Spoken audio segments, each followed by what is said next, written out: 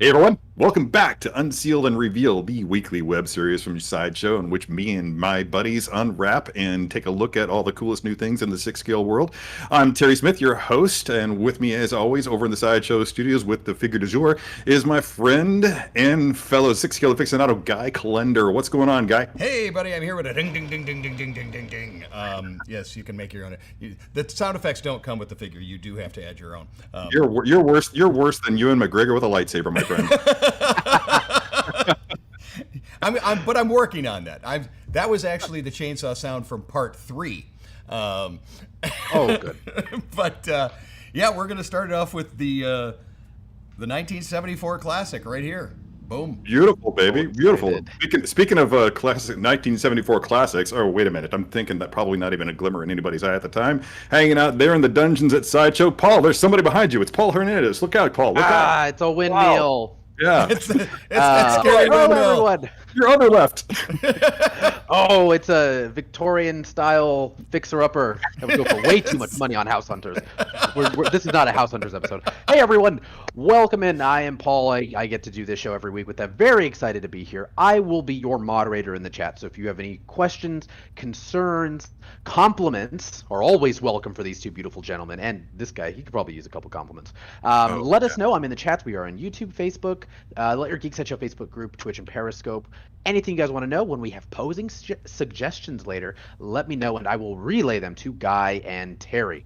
Let's go. I'm so excited for this figure. This is one of those like few, cinematic, I would say staples of horror, that genre that I have seen.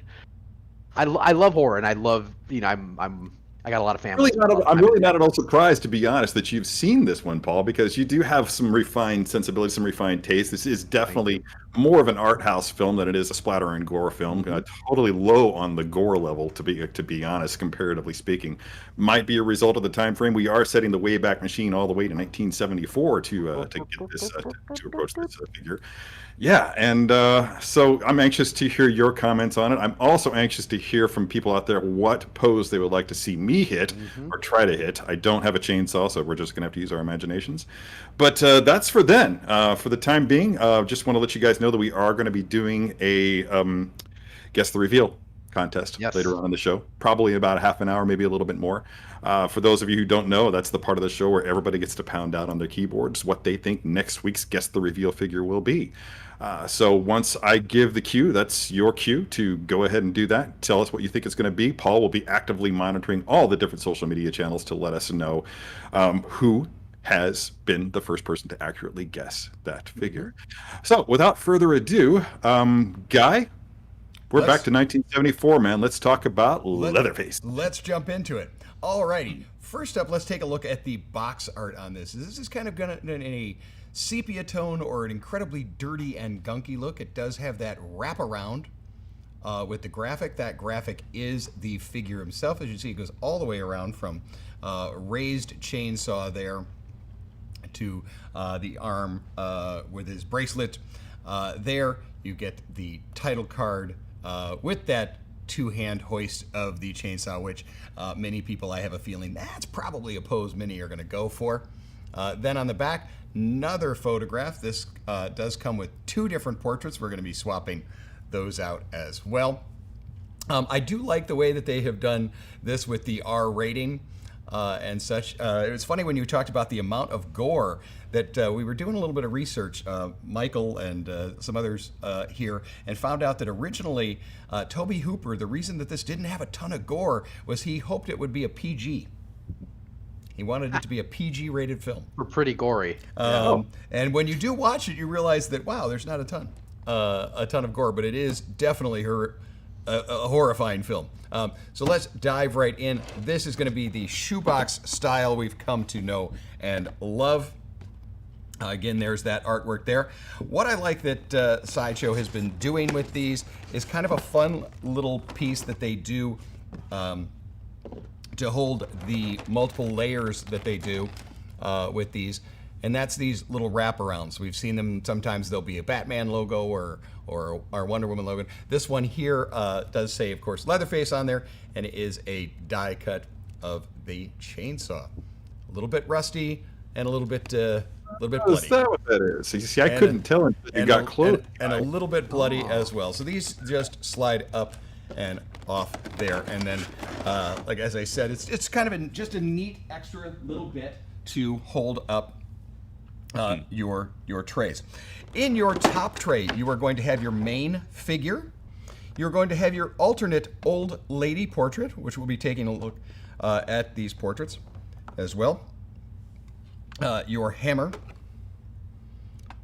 the chainsaw himself, and let's take him up and out. Scary, scary, scary. Whoop! That frightening. He's just... I'll have to dock you points for composition on that fall. Fall guy, get it? He's just had a rough day with it. Yeah. A rough day with it. On your lower tray, you are going to have your stand, and the stand there is the traditional hexagonal stand with the logo on there. I'm going to try and see if I can catch the little light there. As you see, it does a little gloss hit of there. Yeah, I think we got it. There we go. All right, so we got that one there. You are going to have your additional hands. Something that I've always liked about what Sideshow does with their figures is all of the additional hands in all of them always come with a peg already in them. So with this one here, in addition to the 2 pegs that are going to be on the hands that the figure comes with, these 6 additional hands also have pegs. So you always have plenty of backups in case there is any issue with the pegs. And the last thing inside there is going to be the apron. This will go with our old lady look when we do a little swap out. The last one, I think I pulled it up and didn't show everybody, is our deer antler little knife that we can put in the pocket of that. So now that's interesting. Okay. Yeah, it's a fun. You know what? It's a little. I had to go back and watch to see when that appeared, and you kind of see it out of the pocket as he runs past. I mean, a lot of this film and you really don't see this character for a huge amount of time, but he makes that incredibly large impact on there. So right now, let's do a head to toe on the figure, and then we're going to get into some real close-ups on both the portraits as well as the incredible detail that they did on this chainsaw here. Right there on the right wrist, you do see the charm bracelet. That is a metal charm bracelet. It's one you're going to want to be cautious with when you are switching out any hands there, that you don't forget to put the thing back on there or drop it. So we'll look at that as well. As you can see, his suit is a little bit dirtied. Perhaps you can see right here on the leg we also have, and I might need to do that with a little bit of light. If you see that last scene in the film, he actually gets cut, and so that cut is there on the leg as well. So a little extra screen accuracy going on with that one there. Okay, the fabric is all cotton on this one here. That fancy suit, and the man dresses up. He wears a tie. His tailor went a little short on the sleeves, but perhaps he has some really nice cufflinks he wants to show tie? off. It's a loose single Windsor knot that he's doing there. Yeah? If we take a look at, it's what? It's his grandpa's tie. It's his grandfather's tie. All right, all right, way to go. I don't want to know why producer Alan knows that. Oddly enough, producer Alan is in a shirt and tie today, and it looks just like that. No.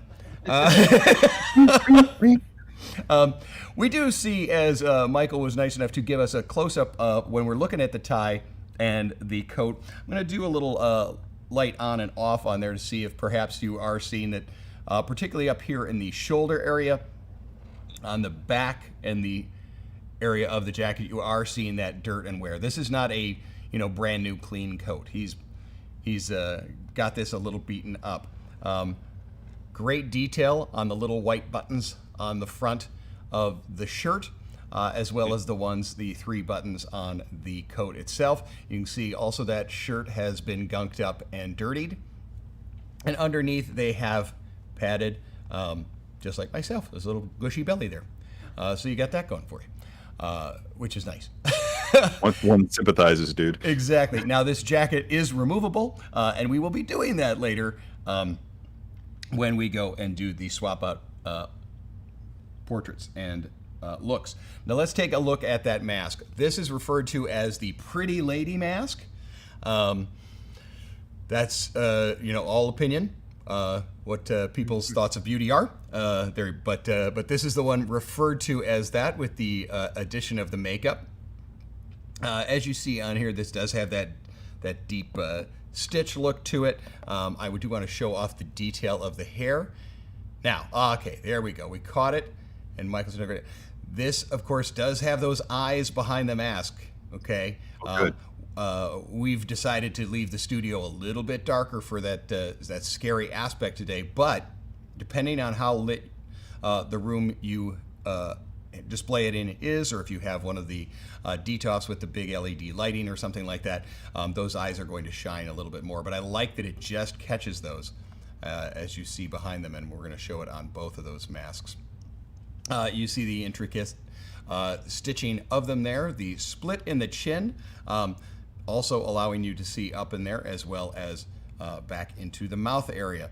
There on the side where it's held together, that is actual string. Okay, the 2 pieces that kind of go together, they're there. That's not a sculpted piece. Really? Yep. We're going to show a little bit more.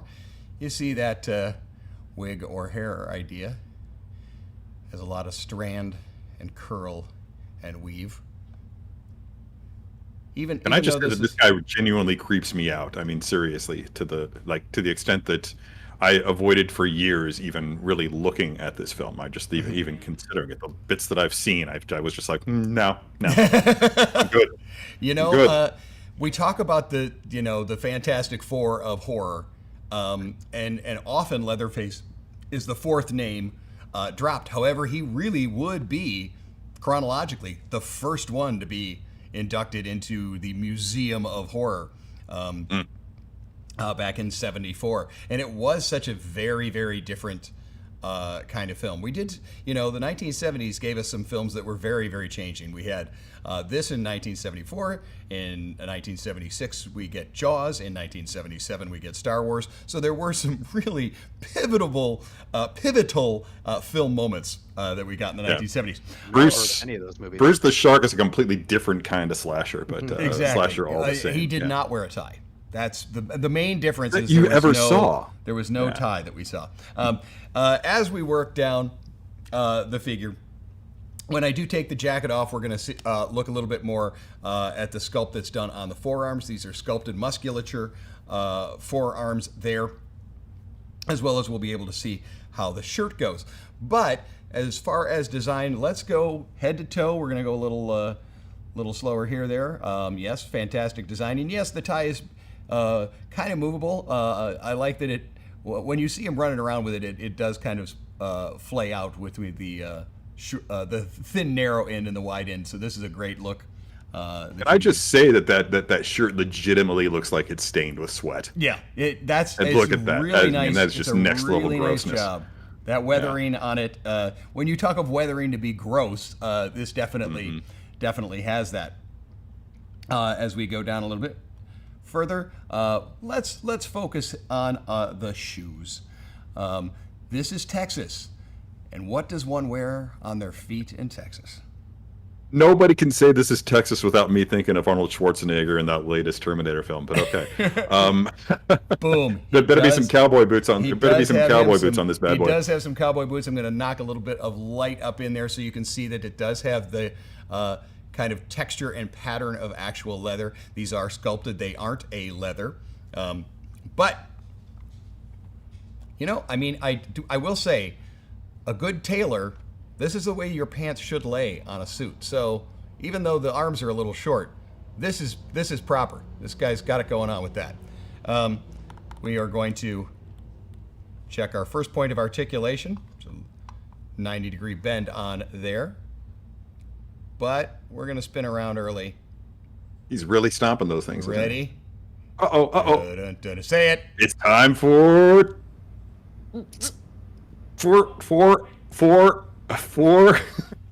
Scoring 7 years ago, tread watch. The term is tread watch. Tread watch. You were so scared by these boots. I was ready to match, man. I was so ready. Okay. I'm going to again turn the light on and off. I'm not sure if we can get a little bit closer on this to see that. Bam! There we go. There we go. Is there an echo in here? Well, Sam is hiding under the desk. This character is freaking him out. So he's kind of reaching up and pushing buttons at random. So that's a reasonable we response, might get some Sam. really unique camera angles today. But as you can see, this as a cowboy boot does have that leather bottom. It is not a solid color. They've done some great paint around the edge, but also look at the heel that they've gone and shown that it does have those two little hammered tacks to hold the heel on. So that's very clearly leather-soled boots. That's a great Good little quality. attention to detail when you get something like that on there. All right, now since we've done the close-up, we're going to stay with the close-up camera and show our first of the accessories. This here, referred to as the old lady mask. Now this movie did come out in 1974, so if I tell you parts of the movie and I get, why did you spoil it for me, I will be a little disappointed. But we do see that wallop. You're past the safety zone. Yeah, exactly. I should be past it. Yeah. We see that wallop in the noggin there. And the use of the large hammer, which they discuss in the film, as well as, of course, use it. As you can see, this does have a bit of dirt, grime, and blood on there. Okay, this is not a die-cast metal, but it is a very sturdy and heavy plastic. I'm not worried that the handle will bend at all. I wouldn't want this to have kind of a metal part, being that then when you have it in hand and if you're going to raise it up over his head or something like that, it's just unnecessary weight on there. But it does match up perfectly. Oh, wait, what? Bonk. I don't know. Why am I holding a hammer? Where did this... God, So we know this thing has been used a number of times. So bonk. Wow. So we've got that.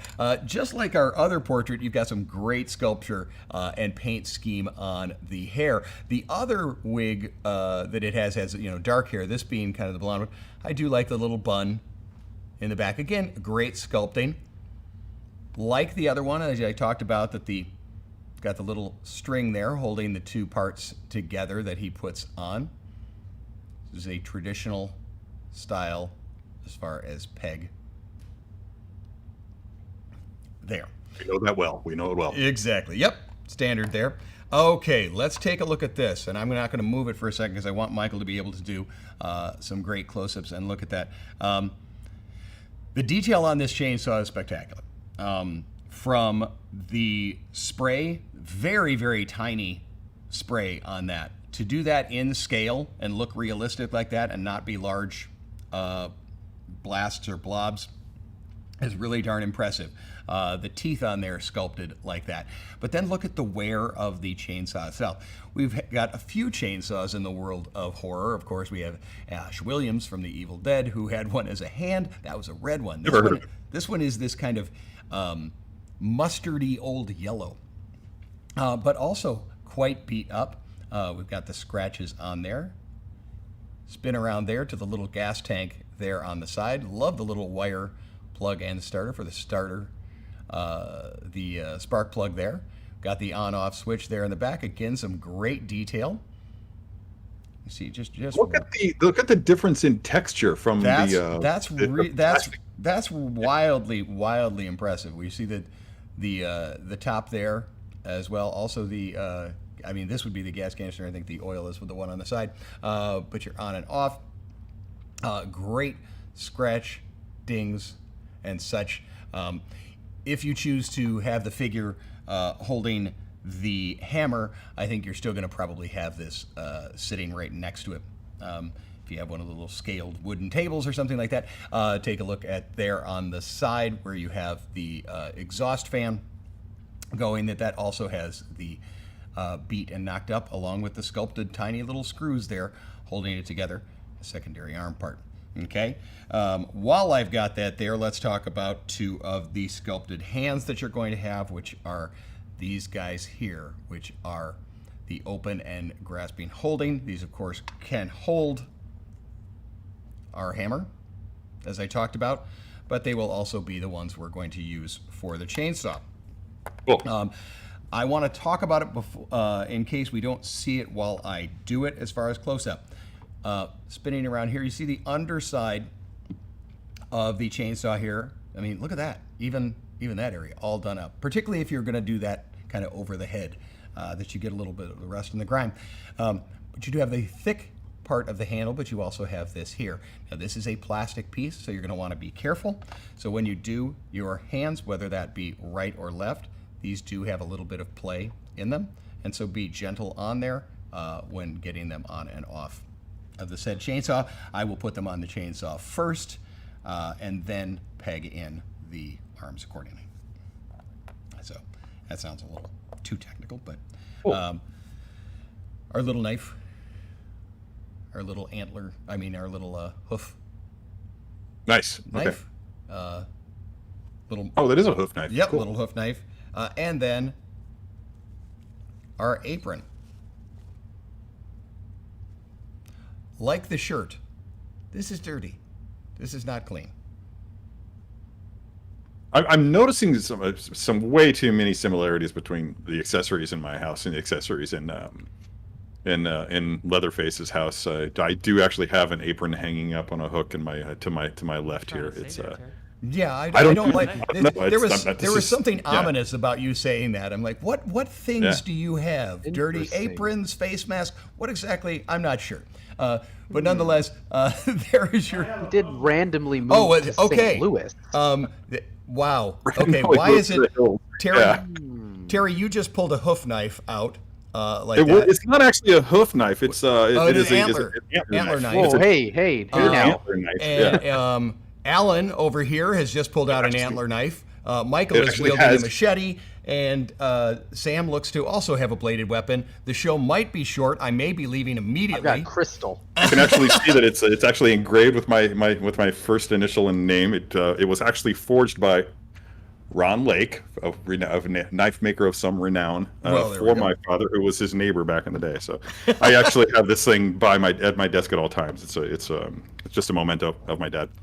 Yeah. I like that you're all talking about your blades, and Paul whips out the healing crystal. I like That's that. that's good. I like the mood Go ahead, crystal stab me. I've myself. got a healing crystal. I appreciate that. Let's pop that there to show off that. This is also going to allow us to see that the neck peg, this is the softer skin-like material there versus a hard rubber on the neck joint. Not only do we have the classic ball joint on the top of the head, but then the neck, we also have movement as well. As Cool, I said, this cool. is the softer as well. Just wanted to remove that to show that off. Well, let's go into range of motion. We're going to do it without Yes. that on there because I want us to see how everything moves with the suit and such. So your arms will go up a little past 90 there. I think most people are probably going to have it wielded up and over. You might be able to hear that that's ratcheting as I'm doing it. Okay, I got a double joint on the arm there. And you don't really need to worry on the double joints of the arm here where you go, oh, but the suit coat is riding up. Well, no, we talked about that it's not really fashionable as far as having that done. We have our butterfly joint with the arms. This is him at a wedding doing the Macarena, if you want to do that pose. Now let's, there we go. That's my pizza belly. Now, I'm not the only one who's got things in common yes, with there we Leatherface go. Guy. There we go. See, look at that. It's with the arms up. This shows pride in pizza belly. This could be, maybe you don't want to go for the horrific pose. You want to go with something like that. But let's talk about, even with that padded suit, we do have, as you can see, quite a bit of back bend there. It Yeah. doesn't have to wear a belt. You know, like that. Good front crunch as well. our side bends, of course, that he can do, and the Terry trunk twist. That looks nothing like my trunk. No. The padding Although that is in the midsection, it does also have some pad down here in the legs. This was a bulkier guy, not the tall, menacing kind of Jason Voorhees, but he was indeed a larger individual of the family. creepy, just absolutely creepy. Yeah. But you are going to get, of course, that twist there.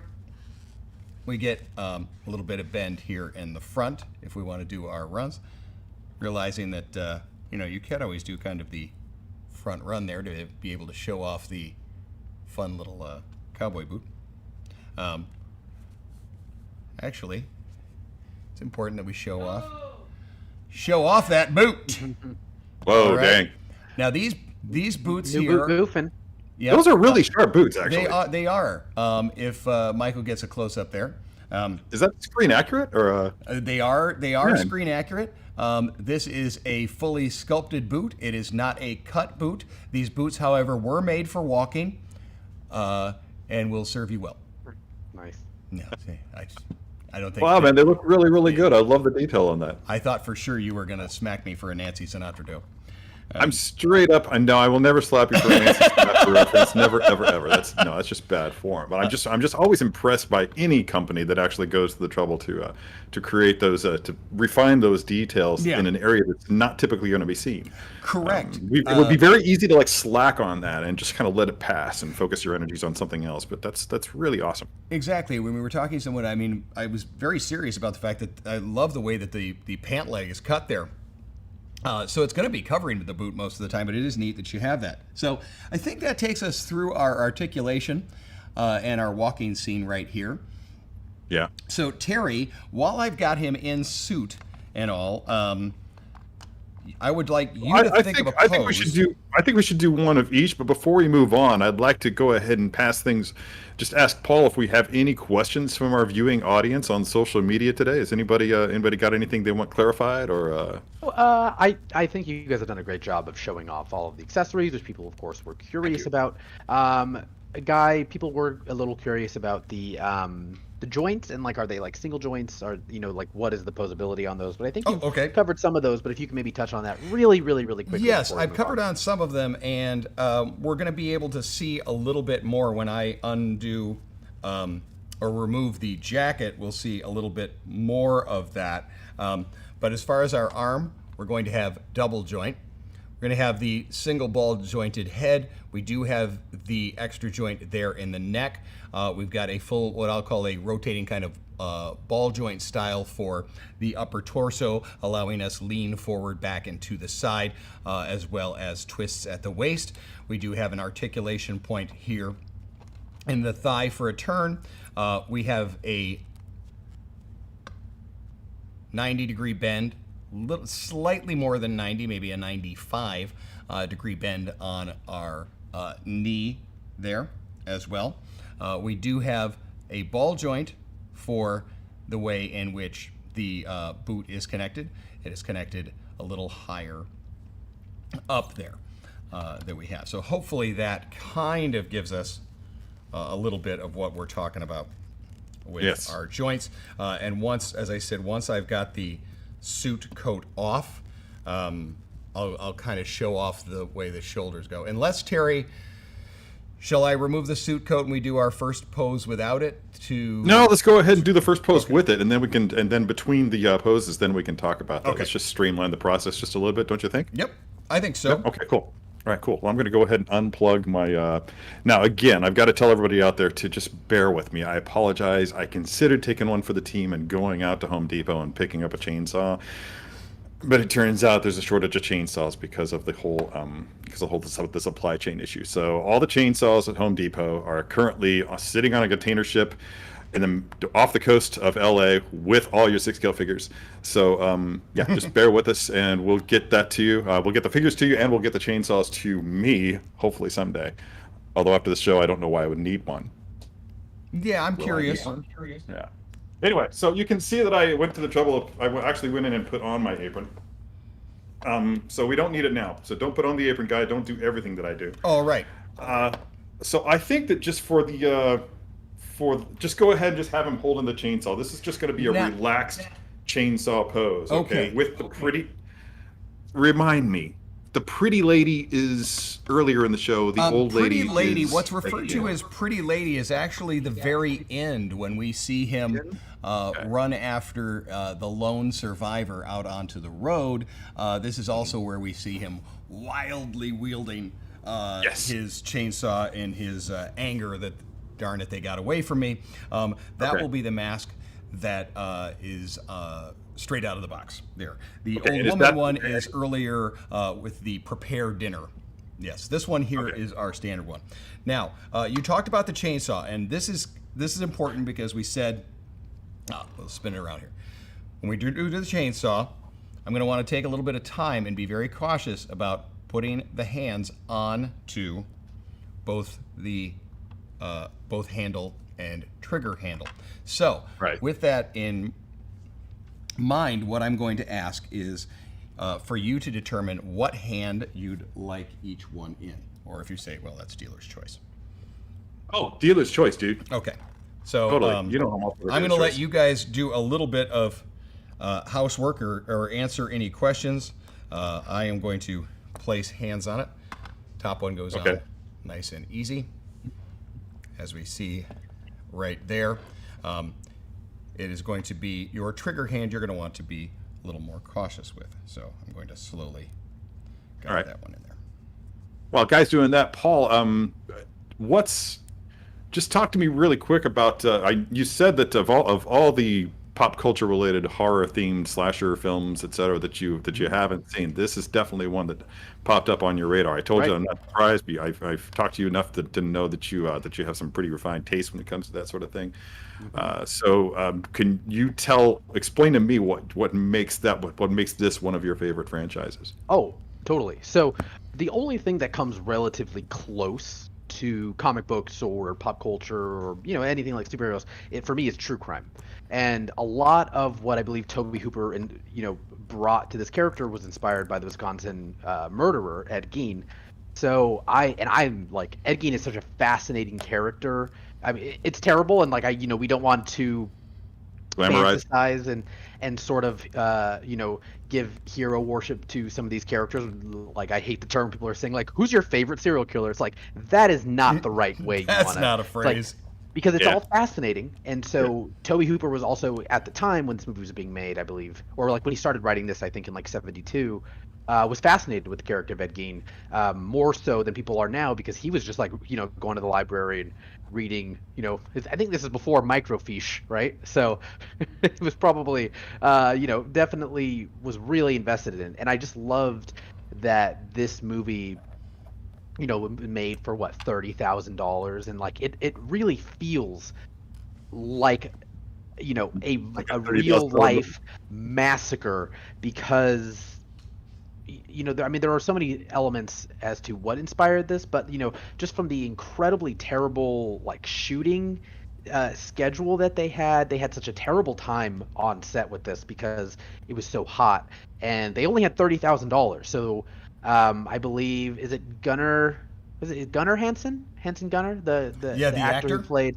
the actor, he had one shirt because that's all they could afford. So by the end of the movie, like, he was legitimately like ostracized from the rest of the cast and crew because he smelled terrible. And it was just such a good film and such an important part in pop culture. Like, this was a like you said, like an art house film before they really knew what they were doing, and it sort of the Leatherface sort of encapsulated everything that is interesting, as as far as the human dynamic goes, about Ed Gein. He was this person that like people call him Eddie, and like he's just this guy and had this weird relationship with his mom. I'm just gonna say weird. Do your own research, people. You'll see what I mean. But they inadvertently like got really close to that story and got really close to the things that make humans fascinating. So I just thought like it was an incredible movie, and like the fact that it came out to what it was for $30,000 in 1976 or 74 money was pretty impressive, man. Like, it was It's a very, very impressive film, and I see we actually had a question from Mike Fiella on YouTube saying if you guys could do this pose that he's got here, and I think Guy's kind of already working on it. What do you think? Oh, that's actually kind of where I was going, and I was inspired by your image there, Paul. So yeah, thanks for the inspiration today. I kind of needed that. Looks like you got it. Paul, I don't even need to know if I need to get out of my chair for this one. See where Guy's going with it? Terry, that's fine. You can sit in your chair and relax. I was trying to do a little bit of what Paul has there. I know earlier we said what hands should we put it in. Actually, I wound up inverting the two hands in the still behind Paul. It's actually reversed. I think the trigger hand is his left and the right hand is the over one on there. So excuse me for getting that one incorrect, folks. I probably should have looked at Paul's screen a little bit more. Guy, I'm going to need you to turn in your Texas Chainsaw Massacre fan club card. Fan club card. Yeah, you would. But anyhow, we can do a little bit of that. That's a little bit of the over the head. I just kind of did actually, probably, Terry, why don't you help me bring him to life? That is our extension on our hands. I think that, okay, so you've got him on the stand, and that's good. So that just gives me the confidence that I need not to recommend that you do something that's going to send the figure toppling off the table. Well, but you've got the basics, you've got the foundation down. I just wonder if maybe I can't jump back here, because it seems to me that he's like, maybe if you actually brought the torso back a little bit, that would help you. That would help you to bring the chainsaw even further back. So when you do that, you're breaking that perpendicular plane to the ground, and you want to take that chainsaw back a little bit, like behind his head, just a touch, and have it angled back.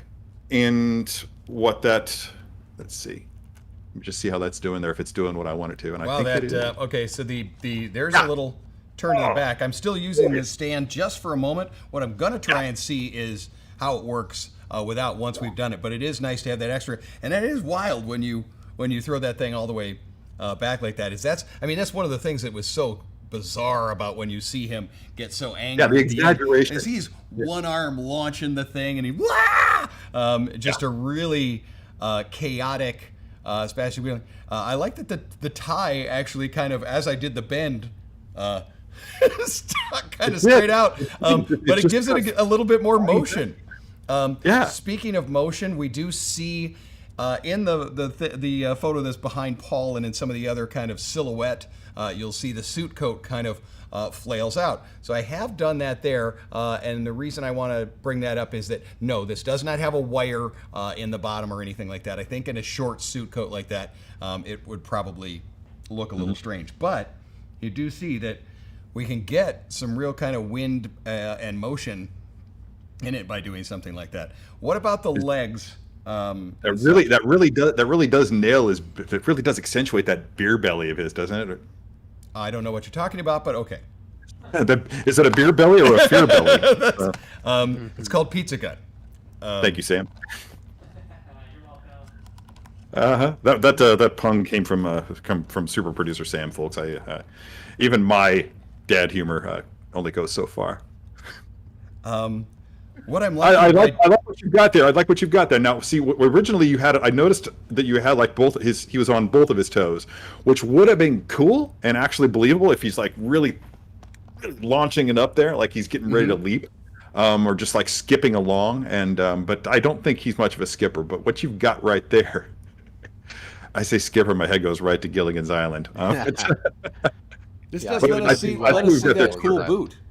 Really happy with that. I like the being able to see the cool little boot there on. Spin that around, guys. Spin that around. Face the camera with it, and step away really quick. Let's get a good shot of that for the viewing audience. I'm going to go ahead and right now and launch or cue everybody to start pounding out their guesses for Guess the Reveal. By the way, that time has come.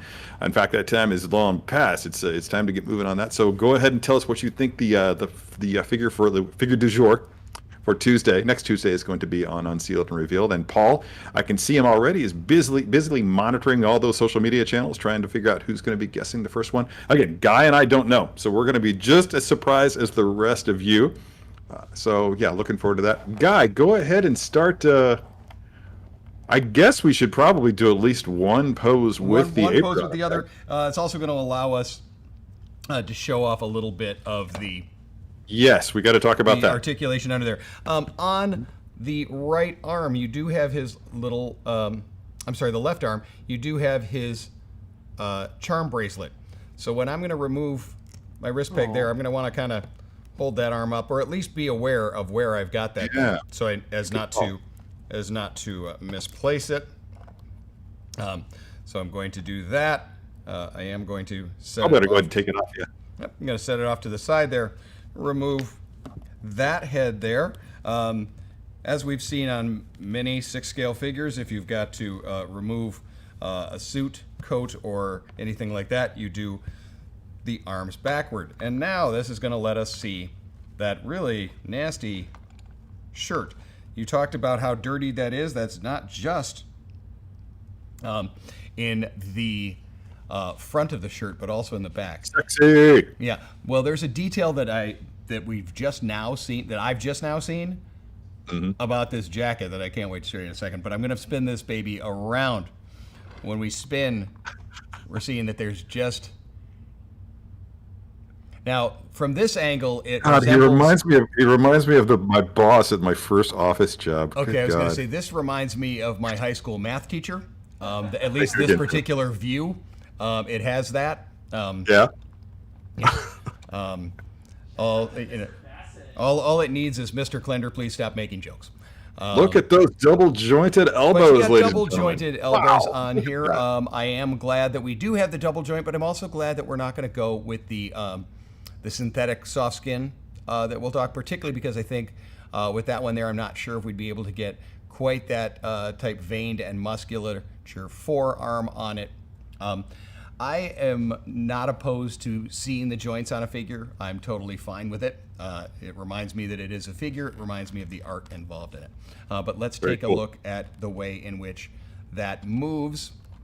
Okay, we do have that double joint that we talked about there, but we also have that butterfly joint there, allowing it to do quite a bit, raising higher up with only having a single layer of fabric, a short sleeve dress shirt. Of course, going up and over is a little bit easier than when we have the suit coat on.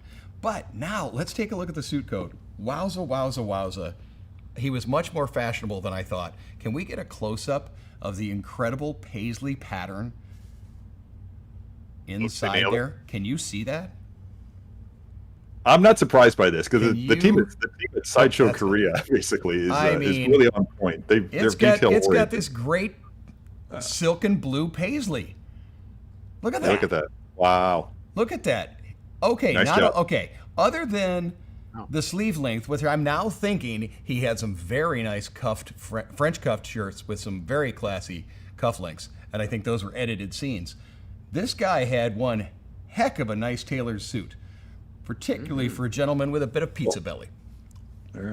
All right, so that's that. Okay, so speaking of pizza, let's put on that apron. Let's put on the apron. Pizza time. Of course, if we are going to do the apron, let's take a look at the top neck hole that you're going to have on there. You will need to remove the head before you place that on there. So I'm going to do that and then place our old woman head, as they call it. Pop on like so. And wow, this is the worst Julia Child's cooking show I've ever seen. While you're putting that on, I just want to put this question to everybody else out there. Does anybody else feel like Sloth from the Goonies was inspired at least a little bit by Leatherface? Because I was getting that vibe today for some reason. It was I don't know for sure, but yeah, it's kind of making me uncomfortable thinking about it now that I'm starting to ponder it. I think the best way to do that is to stop thinking about that. You could avoid that. Okay, very well. You're good. I like that idea. So there we are with Apron on. This is, of course, just a quick hand tie on the back. There's no clasp or anything that you need to do. Those pockets are open if you want to put in said carving knife, like so. Oh, it looks terrifying. And let's. I think this is the scarier of the two masks. For me. You know, Definitely. As I said, there's actually 3 we see. The first time we see him, and then that steel door shuts. It's kind of a clean brown one. We see this pretty one at the end, and then this just, you know, with the one drooping side of the face kind of thing like that. It was really, it really really pretty triggers nasty. me in a not a way that I like to be triggered. Pretty nasty. Oh, the hammer. He is not a Thor. But there you go. But he is worthy. Yeah, but he is of what? What? I don't know. I don't know. Before I just put it in the right hand there because the left I still had on the chainsaw. But we do, of course, have 2 additional hand options. Terry, if you want one of the kind of type arched and cringed, or we have a more relaxed. I think arched and cringed. Arched and Definitely. cringed? Yeah. I got a comment from producer Alan earlier, said that it's not the Texas Hammer Massacre, but I think that it doesn't hurt to actually show these. And actually, you know what? Okay, I'm just going to go ahead and change my mind on this guy. This is what I'd like you to do. Go ahead and swap out that claw-like hand that you have in there and put one of the gripping hands for the chainsaw. Because, one thing that you can do with the 6th scale figure actually is to try to imitate or emulate or replicate a scene from the film, which is what we've done admirably with the first pose. I think you nailed it. But also, one of the things that I like to do is to hit a really cool museum pose that uses as many accessories as possible just to show off the figure and what it comes with. Before we do, I have to ask Paul, do we have a winner yet for, I guess, the reveal contest? We do not. What? Nope. No one. We've had a couple people come kind of close. I'm checking now just to make sure that in Close my, only counts in ranch horseshoes, here. hand grenades, and thermonuclear war. That is true, I suppose, if you really don't think about it. And okay, so I do have a clue for everyone. He's the only professional ranger that has never stepped up to the plate on the baseball team. Ooh. Yeah, I think I know the answer. Yeah, that was a gimme. Now it's just who can get there first. Yeah. Okay. Cool. Well, let's moving right along here, Paul. You guys are doing all of that, and all I can think about is the really bad dad joke that I think about when Alan says, "Oh, it's not Texas Chainsaw," and I wanted to say it's hammer time. Okay, so stop. Hammer time. I do not have. Sorry, I do that had to not happen. have a chainsaw, Okay. but I do have an axe. Okay. Yeah, I thought he was going to pick up a Fender Stratocaster, but you know. No, we'll go with this one just for the time. Alrighty. It's an actual axe is at least as lethal as a chainsaw. The one uses it. So yeah, I kind of like what you're doing. I want to get the chainsaw kind of dangling down. Okay. Get him like feet slightly more than shoulder width apart. Stick that gut out there. And have the hammer up like this, like he's Okay, thinking about chainsaw there. I'm gonna see. Yeah. You're gonna tell me. I kind of like the blade there. Hammer up like so. Okay, I'm actually kind of inverting it because. So you're just so you know, Terry. I need you to reverse the axe and the hammer. I've got them in the different hands. it. Okay, cool, done. Okay, So there we want go. the- Thank you, want sir. The chainsaw down front, and the hammer up. A little bit out front on the hand. Little twist Get there. the gut out Twist there. there. Yeah.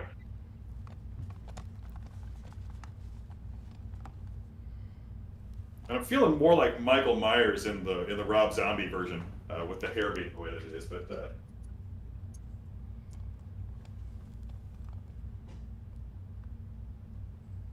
Ugh. And apologies for the use of a Stormbreaker as opposed to the chainsaw, ladies and gentlemen, but I have to get my money's worth out of that Stormbreaker. Terry, take a look.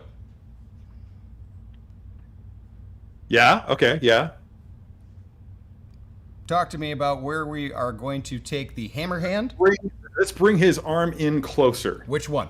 Hammer hand? Whatever. The hammer arm, the one that's up. Okay. Like as close as we can. Arm like, tight to the body. Not out here. I can't More see. like, Okay. Boom, tight to the body. more like in here. Okay. So I'm just going to stand up. Yep, snug to the body there. Yeah, you got it. Okay. I want that elbow hug in the body, definitely. Mm-hmm. Now let's talk about where we're having hammer.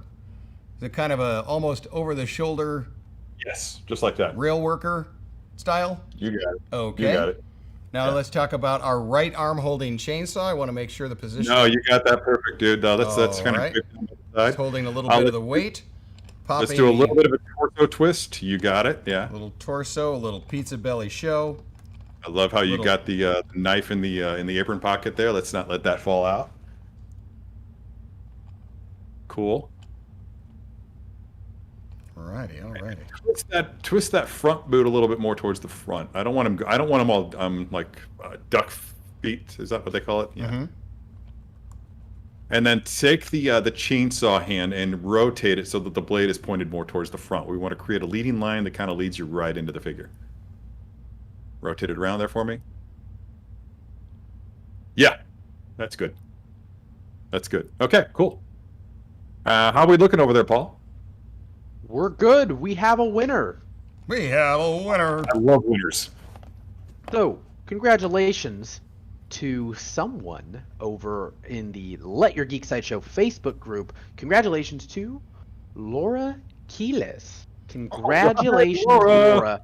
She guessed correctly. She got the hint. She was got the picking hint? up what I was putting down there. Yeah. Yeah.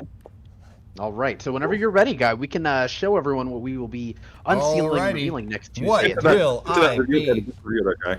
looking at? So, Ready? next Tuesday, we will be unsealing and revealing. Boom! The Aragorn at Aragorn! Hell's Deep Sixth Scale Figure by Asmus. Nice. Oh, it's. I am so excited for this piece. I actually have that figure here. Oh, nice! Yeah. Heck yeah! I love it. I love this piece. I love the art on this box so much. I'm very excited for this piece. Woo! It's really, really cool. Yeah. Mhm. That's going to be exciting. We're going to have a lot of fun with this. Oh, So much fun. So All right, fun. Cool. yes. Yeah, and this is the exclusive edition with that incredible base. That's good. Yes, because the that's Helm's what Deep I have. base. We can Mhm. actually, we're going to be able to do something, Guy, next week that we don't normally get to do, and that's actually play with our action figures together.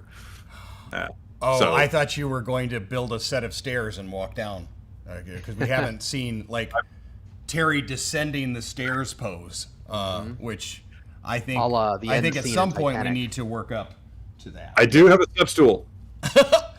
Um, I could bring that into play. Definitely. let's set that aside for Tuesday. We are going to need the step stool. Huh. Yeah, and it's very possible that other members of the Council of Elrond may make an appearance. So, I do Ah, not. see, when you tell me that, we have a lot. We have some people who are like Lord of the Rings people who are like friends of Sideshow, and I keep thinking that my first instinct was like, oh, good, we're gonna have a special guest on the show, but special guests of a scaled down variety, I think, is what you were Yes. talking about, right? no, Ian McKellen will be moderating instead of me. Yes. Yes. Yeah. Well, great. Every time I get the pose I know. wrong, I'm going to hear "You shall not pass." Fantastic. No, he'll Got say that- you have not passed. You Guy. have not He's- passed. He's not nearly that nice. You have here to not work. passed. Oh. We're gonna put him to work. Well, that's about it for the show, everybody. Guy, thanks a lot, as always, for enduring my attempts to recreate a pose using my own form and translating that as well as you do into the figure. Thanks so much to Paul for moderating, for taking all those comments, questions, and fielding them our way when he deems appropriate. Everybody back at Sideshow, super producer Sam, producer Michael, producer what's his name, Alan, and I don't know, I haven't seen any hide nor hair of Julian today, but I'll assume that he's there as well. So thank you, Julian, for all you do. Always watching. But first and foremost, thanks to everybody who tunes in and watches us as we play with our action figures together. It is one of the highlights of my week, and I enjoy everything we do here and everybody that I do it with. And without further ado, can't wait till next week when we do Aragorn. Congratulations to Laura for winning the book this time around. And until next time, don't forget to let your geek side show. Boom. Later, everyone. Bye, everyone. Bye, everybody. Bye.